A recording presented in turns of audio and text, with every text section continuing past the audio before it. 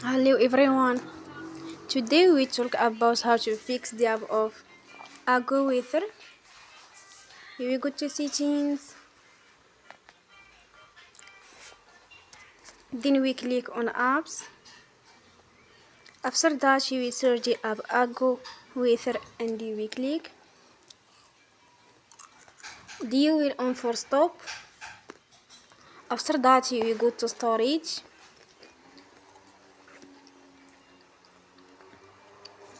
Then we click on clear cache. In the end, you will turn your Wi-Fi